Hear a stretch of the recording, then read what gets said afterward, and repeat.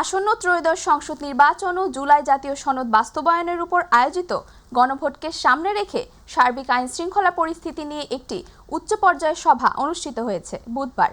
অন্তর্বর্তীকালীন সরকারের প্রধান উপদেষ্টা ডক্টর মোহাম্মদ ইউনূসের সভাপতিত্বে প্রধান উপদেষ্টার কার্যালয়ে এ বৈঠক অনুষ্ঠিত হয়। বৈঠকে প্রধান উপদেষ্টা বলেন, জাতির জন্য আগামী নির্বাচন বড় এক চ্যালেঞ্জ, যা অন্তর্বর্তী সরকারকে নিতে হবে এবং এই বিশাল কাজটি শেষ করে তাকে ঐতিহাসিক অর্জন হিসেবে দাঁড় করাতে হবে। তিনি বলেন, নির্বাচনের দিন যেন কোনো কিছুর অভাব বোধ না হয় সে বিষয়ে সর্বোচ্চ মনোযোগী হতে হবে। 12 ফেব্রুয়ারি যেন কোথাও কোনো ভুল না থাকে। 2026 সালে নির্বাচন যেন এমন একটি নির্বাচন হয় যা ভবিষ্যতের নির্বাচনের ক্ষেত্রে আদর্শ তৈরি করবে। উপদেষ্টা আলী ইমাম মজুমদার বলেছেন, সরকার জনগণের মধ্যে মেসেজ দিতে চাচ্ছে যে 2024 সালে কোনো পরিস্থিতিতে গণ অভ্যুত্থান হয়েছিল সেই জাতীয় ব্যাপারে যেন না ঘটে। দেশ যাতে স্থিতিশীল থাকে তার জন্য সংস্কার করা প্রয়োজন। বিভিন্ন বিশেষজ্ঞদের নিয়ে গঠিত কমিশন ও রাজনৈতিক দলের সঙ্গে আলোচনা করে যে সিদ্ধান্তগুলো নিয়েছে। বুধবার বিকেলে কুষ্টিয়া কালেক্টরেট চত্বরে গণভোটের প্রচার ও ভোটের উদ্বুদ্ধকরণ মতবিনিময় সভায় যোগ দিয়ে সাংবাদিকদের প্রশ্নের জবাবে তিনি এসব কথা বলেন। ভোটে বিঘ্ন ঘটাতে ইনশাল্লাহ আমরা দেব না, লোকাল অ্যাডমিনিস্ট্রেশন দেবে না। এখানে পুলিশের পাশাপাশি red of civil power army থাকবে, আর বিজেপি তো সিভিল অ্যাডমিনিস্ট্রেশনের অংশ, বিজেপি থাকবে, আনসার থাকবে, সকলেই থাকবে। আর ডিস্ট্রিক্ট অ্যাডমিনিস্ট্রেশন তো রয়ে গেছে ইনশাল্লাহ। আমদানির ফলে আপনি যে আমদানি যেটা করা হচ্ছে সরকারি পর্যায়ে খুব কম আমদানি করার জন্য করা হয়েছে, প্রায় 6 লাখ টন। আর বেসরকারিভাবে আমরা এ পর্যন্ত 2 লাখ টন আনার জন্যে আমাদের সম্মতিপত্র দিয়েছি বাণিজ্য মন্ত্রণালয়কে। এখনও কেউ এলসি খুলেছে বলে আমি জানি না। আর এতে প্রভাব যেটা হচ্ছে প্রভাবটা অনুকূল হবে। শীতকালীন সবজি চাষে নতুন সম্ভাবনা তৈরি করেছে কুমড়ো জাতীয় সবজি স্কোয়াশ। সিরাজগঞ্জের শাহজাদপুরে এই সবজির আবাদ বাড়ায় লাভজনক হচ্ছেন কৃষকরা। বিস্তারিত জানাচ্ছেন শাহজাদপুর প্রতিনিধি জাকারিয়া মাহমুদ। বিস্তারিত জানাচ্ছেন তামান্না সাদিকা। সিরাজগঞ্জের শাহজাদপুর উপজেলার রূপবাটি ইউনিয়নের চরধুনাইল গ্রামসহ বিস্তীর্ণ চরাঞ্চলে এখন সবুজ মাঠ জুড়ে স্কোয়াশের চাষ। তুলনামূলক নতুন এই সবজির বাজার চাহিদা ভালো হওয়ায় আগ্রহ বাড়ছে কৃষকদের। বিঘা প্রতি স্কোয়াশ চাষে প্রায় 20,000 টাকা খরচ হলেও উৎপাদিত ফসল বিক্রি করে কৃষকরা পাচ্ছেন প্রায় 1 লক্ষ টাকা। ফলে খরচ বাদে বিঘা প্রতি লাভ থাকছে 60 থেকে 70,000 টাকা। যেখানে একই খরচে সরিষা চাষে কম লাভ পাওয়া যায়, সেখানে স্কোয়াশ চাষে মিলছে প্রায় 3 গুণ লাভ। 1 বিঘা বই বুনছি, 1 বিঘা ভিতরে ধরেন যে 1 লাখ টাকা যদি বেশি আমার 20-30 হাজার খরচ হয়, 1 লাখ টাকা বেচলি পারে, বুঝছেন। এবছর দাম বেশি তো লাভ বেশি, আর অন্য বছর এত দাম পাই নেই। এই কৃষকের জমি থেকে কিনে আমরা নিজেই এখান থেকে ডাইরেক্ট ঢাকা নিয়ে যাই, আমরা নিজেই বিক্রি করি। মাত্র 40 থেকে 50 দিনের মধ্যেই এই ফসল বাজারজাত করা যায়। প্রতি বিঘা জমিতে রয়েছে প্রায় 2200টি গাছ। প্রতিটি গাছে গড়ে 3 থেকে 4টি স্কোয়াশ ধরে, যা বাজারে বিক্রি হচ্ছে 20 থেকে 25 টাকা দরে। ইতিমধ্যে আমরা জেনেছি যে 1 বিঘা জমিতে স্কোয়াশের আবাদ করতে খরচ হয় 30-35 হাজার টাকা এবং তারা বিক্রি করতে পারতেছে 1 লাখ টাকার উপরে। কিন্তু সরিষায় সর্বোচ্চ 10,000 টাকা লাভ করা সম্ভব। তো একই সময়ে একই ফসলে এটা আমরা কৃষক ভাইয়েরা প্রায় 3 থেকে 4 গুণ টাকা ইনকাম করতেছে। চলতি মৌসুমে শাহজাদপুর উপজেলায় প্রায় 27 হেক্টর জমিতে স্কোয়াশ চাষ হয়েছে। স্থানীয় চাহিদা পূরণ করে স্কোয়াশ সরবরাহ করা হচ্ছে ঢাকা সহ দেশের বিভিন্ন অঞ্চলে। তামান্না সাদিকা, মাই টিভি নিউজ ডেস্ক। ত্রয়োদশ জাতীয় সংসদ নির্বাচনে আনুষ্ঠানিক প্রচার শুরুর উদ্দেশ্যে সিলেটে পৌঁছেছেন বিএনপির চেয়ারম্যান তারেক রহমান। সঙ্গে আছেন স্ত্রী জোবাইদা রহমান, দলের মহাসচিব মির্জা ফখরুল ইসলাম আলমগীর ও অন্যান্য সিনিয়র নেতারা। রাত 8টার দিকে তিনি সিলেট পৌঁছান। বিমানবন্দরে নেমে রাতেই হযরত শাহজালালের মাজার জিয়ারত করেন তারেক রহমান। আজ থেকে শুরু করবেন আনুষ্ঠানিক নির্বাচনী প্রচারণা। সফরের প্রথম দিনেই 6টি জেলায় সমাবেশে অংশ নেবেন তারেক রহমান। সিলেট থেকে ইউসুফ আলীর রিপোর্টে। বুধবার রাতে একটি বিমানে চড়ে হযরত শাহজালাল আন্তর্জাতিক বিমানবন্দর থেকে সিলেট ওসমানী বিমানবন্দরে পৌঁছান বিএনপির চেয়ারম্যান তারেক রহমান। সিলেট পৌঁছে দলীয় নেতাকর্মীদের সাথে শুভেচ্ছা বিনিময় করে বুলেট প্রুফ বাসে চড়ে হযরত শাহজালাল ও শাহপরানের মাজার জিয়ারত করতে যান তিনি। বাবা জিয়াউর রহমান ও মা বেগম খালেদা জিয়ার মতো মাজার জিয়ারত ও সালাত আদায় করেন তারেক রহমান। স্ত্রী জুবাইদা রহমানকে সাথে নিয়ে শ্বশুরবাড়িতেও কিছু সময় অতিবাহিত করেন বিএনপির চেয়ারম্যান তারেক রহমান। ত্রয়োদশ জাতীয় সংসদ নির্বাচনে প্রচারণা শুরু করতে বুধবার রাতের মধ্যে সিলেট আলিয়া মাদ্রাসা মাঠে প্রস্তুত করা হয় মঞ্চ।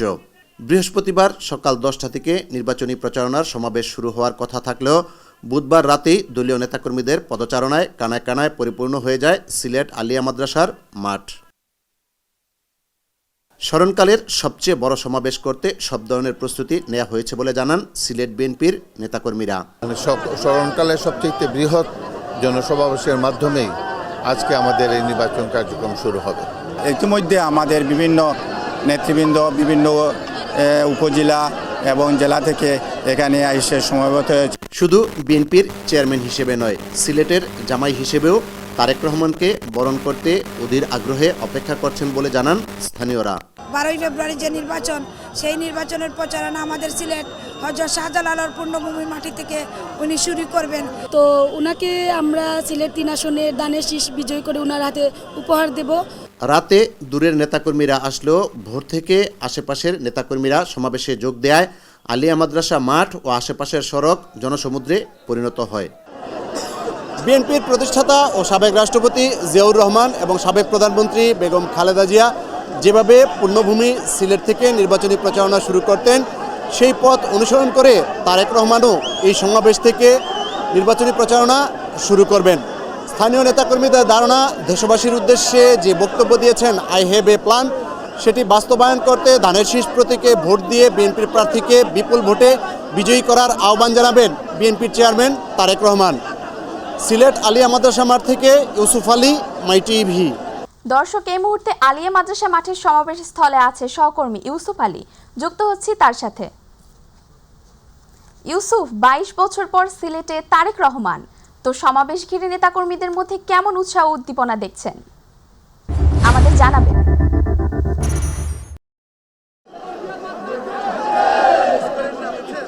সামিয়া, আপনি জানেন যে দীর্ঘ 9 বছর পর সিলেটে বিএনপির সমাবেশ হচ্ছে। এর আগে 2018 সালে বিএনপির চেয়ারপারসন বেগম খালেদা জিয়া এই আলিয়া মাঠে সমাবেশ করেছিলেন। 9 বছর পর বিএনপির চেয়ারম্যান তারেক রহমান আজকে এখানে এসেছেন। যেহেতু নির্বাচন কমিশনের বিধিনিষেধ ছিল, গতকাল প্রতীক বরাদ্দ দেওয়া হয়েছে এবং আজকে থেকে প্রচারণা শুরু হয়েছে। সেই প্রচারণার অংশ হিসেবে আজকে সিলেট থেকে প্রচারণা শুরু করবেন। আপনি জানেন যে প্রতি বছর অর্থাৎ নির্বাচন আসলে বিএনপির চেয়ারপারসন বেগম খালেদা জিয়া এবং বিএনপির প্রতিষ্ঠাতা সাবেক রাষ্ট্রপতি জিয়াউর রহমান সিলেটে হযরত শাহজালাল রহমতুল্লাহ আলাইহি এবং হযরত শাহপরান রহমতুল্লাহ আলাইহির মাজার জিয়ারত করে এই আলিয়া মাদ্রাসা মাঠে সমাবেশ করেন এবং সেখানে সমাবেশ করে বিগত জাতীয় সংসদ নির্বাচনগুলোতে তারা নির্বাচনী প্রচারণা শুরু করেছেন। ঠিক বরাবরের মতো বাবা এবং মায়ের পথ ধরে বিএনপির চেয়ারম্যান তারেক রহমানও আলিয়া মাদ্রাসা মাঠে সমাবেশের আয়োজন করেছেন এবং এখানে আপনি দেখতে পাচ্ছেন যে তারেক রহমান গতকাল রাতে সিলেটে পৌঁছেছেন এবং সিলেটে পৌঁছে হযরত শাহজালাল এবং শাহপরান মাজার জিয়ারত করেছেন। এরপর তিনি তার শ্বশুরবাড়িতে কিছু সময় অতিবাহিত করেছেন। আজকে সকালে তিনি ছাত্রদের সঙ্গে একটি বৈঠকে বসেছেন। সে বৈঠক শেষ করে এখানে আলিয়া মাদ্রাসা মাঠে এসে সমাবেশে যোগ দেবেন। যেহেতু তিনি এই আলিয়া মাদ্রাসা মাঠে সমাবেশ শেষ করে তিনি মৌলভীবাজার, হবিগঞ্জের শায়েস্তাগঞ্জ, ব্রাহ্মণবাড়িয়া, কিশোরগঞ্জ অর্থাৎ কিশোরগঞ্জের ভৈরব, নরসিংদী এবং সবশেষ নারায়ণগঞ্জের 2500-এ তিনি সমাবেশ করবেন, পথসভায় তিনি যোগ দেবেন। তাই তিনি দ্রুতই এখানে কিছুক্ষণের মধ্যে হয়তো তিনি এই সমাবেশে এসে যোগ দেবেন। যেহেতু অন্যান্য জেলাগুলোতে সমাবেশ হচ্ছে, শুধুমাত্র সুনামগঞ্জ জেলা বাদে এই আলিয়া মাদ্রাসা মাঠে সিলেট এবং সুনামগঞ্জের বিএনপির নেতাকর্মীরা এখানে এসে জড়ো হয়েছেন। আরেকটি বিষয় আপনাকে বলে রাখি যে এই যে আলিয়া মাদ্রাসা মাঠে এখানে যে সমাবেশ হচ্ছে, 2018 সালে যখন বেগম খালেদা জিয়া এসেছিলেন তখন তিনি একটি উক্তি করেছিলেন যে এই সিলেটবাসী তাদের কাছে শুধুই প্রিয় নয়, তিনি এই সিলেটের নেতাকর্মীরা এবং সিলেটের বাসিন্দারা হচ্ছে বেগম খালেদা জিয়ার বিএন। ঠিক তদ্রুপ বিএনপির বর্তমান চেয়ারম্যান তারেক রহমান, তার শ্বশুরবাড়ি হচ্ছে এই সিলেটে। তাই অধীর আগ্রহে তারা অনেকটা রসিকতা করে দুলাভাইয়ের জন্য অপেক্ষা করছেন। দলীয় নেতাকর্মীরা অনেকে বলেছেন যে দুলাভাই আসছে, এজন্য তারা খুবই উৎফুল্ল। দীর্ঘ প্রায় 17 বছরের উপরে তিনি দেশের বাইরে অবস্থান করতে হয়েছে রাজনৈতিক কারণে। 17 বছর পর তিনি দেশে এসে যে ত্রয়োদশ জাতীয় সংসদ নির্বাচন অনুষ্ঠিত হতে যাচ্ছে আগামী 12ই ফেব্রুয়ারি, সেই নির্বাচনের প্রচারণা শুরু করবেন পূর্ণভূমি খ্যাত সিলেট থেকে।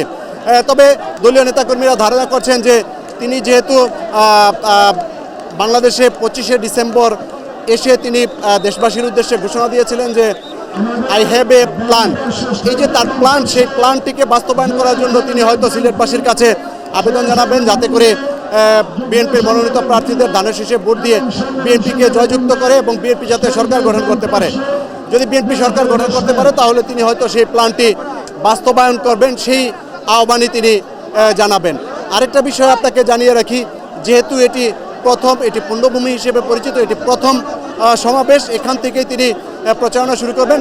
আজকে সারাদিন ব্যাপী তিনি মৌলভীবাজার, হবিগঞ্জ, ব্রাহ্মণবাড়িয়া, কিশোরগঞ্জ, নরসিংদী এবং নারায়ণগঞ্জে পথসভায় তিনি বক্তব্য দিবেন এবং দলীয় প্রার্থীদেরকে তিনি পরিচয় করিয়ে দেবেন এবং ধানের শীষে ভোট দেওয়ার জন্য তিনি আহ্বান জানাবেন যাতে করে বিএনপি বিপুল ভোটে বিজয়ী হয়ে এবং সর্বাধিক সংখ্যক আসন পেয়ে বিএনপি সরকার গঠন করতে পারে, সেটি হচ্ছে উদ্দেশ্য।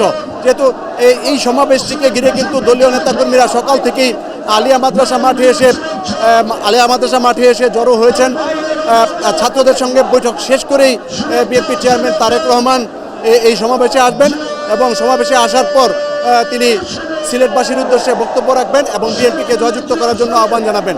সামিয়া, এই ছিল সিলেট আলিয়া মাদ্রাসা মাঠ থেকে বিএনপির নির্বাচনী সমাবেশের প্রস্তুতির সবশেষ খবর। সামিয়া।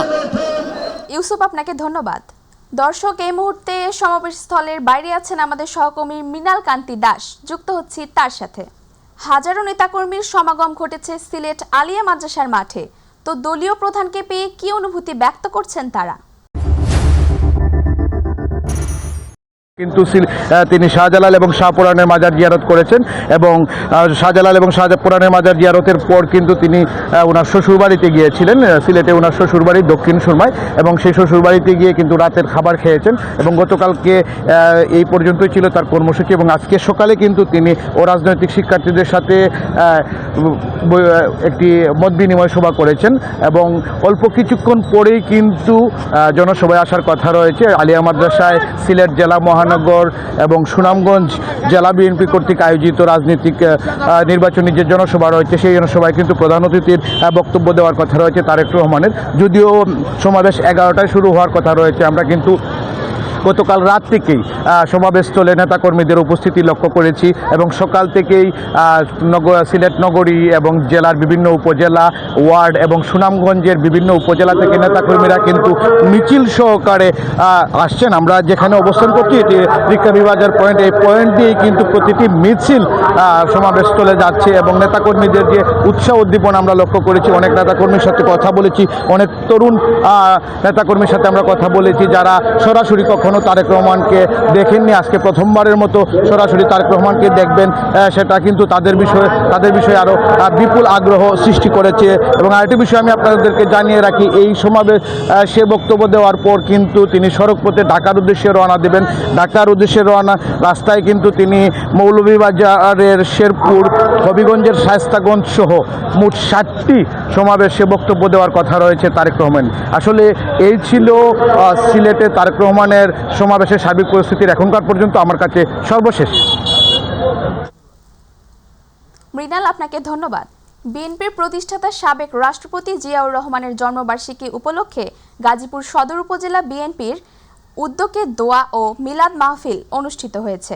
উক্ত দোয়া মিলাদ মাহফিলে গাজীপুর সদর উপজেলা বিএনপির আহ্বায়ক সদস্য ফজলুল হক মুসল্লির সভাপতিত্বে ও গাজীপুর সদর উপজেলা বিএনপির সদস্য সচিব আবু বকর সিদ্দিকের সঞ্চালনায় প্রধান অতিথি হিসেবে উপস্থিত ছিলেন গাজীপুর সদর উপজেলা বিএনপির আহ্বায়ক আবু তাহের মুসল্লি। বিশেষ অতিথি হিসেবে উপস্থিত ছিলেন গাজীপুর জেলা বিএনপির আহ্বায়ক সদস্য জয়নাল আবেদিন রিজভী। মহিলা দলের সদস্য সহ গাজীপুর সদর উপজেলার বিভিন্ন ইউনিয়নের বিএনপি ও অঙ্গ সংযোগী সংগঠনের নেতাকর্মীরা উপস্থিত ছিলেন। গাজীপুরের টঙ্গীতে সাবেক প্রধানমন্ত্রী ও বিএনপির চেয়ারপারসন মরহুমা বেগম খালেদা জিয়ার রুহের মাগফিরাত কামনায় আলোচনা সভা ও দোয়া মাহফিল অনুষ্ঠিত হয়েছে। পশ্চিম থানা ছাত্র দলের প্রতিষ্ঠাতা আহ্বায়ক রেদওয়ানুল রহমান প্রত্যয়ের সভাপতিত্বে মাহফিলে প্রধান অতিথি হিসেবে মহানগর বিএনপির সাবেক যুগ্ম আহ্বায়ক রাকিব উদ্দিন পাপ্পু ছিলেন, যুবদলের আহ্বায়ক সাজিদুদ্দিন ইসলাম, পশ্চিম থানা বিএনপির আহ্বায়ক প্রভাষক বশিরউদ্দিন সহ অন্য নেতৃবৃন্দ ও এলাকাবাসী। গাজীপুরের কালিয়াকৈর উপজেলার ঢালজোড়া ইউনিয়নের বিএনপির কার্যালয়ে হামলা ও ভাঙচুরের ঘটনায় থানায় লিখিত অভিযোগ দায়ের করা হয়েছে। ঢালজোড়া ইউনিয়ন বিএনপির সাবেক যুগ্ম সাধারণ সম্পাদক আনোয়ার হোসেন বাদী হয়ে কালিয়াকৈর থানায় অভিযোগটি করেন।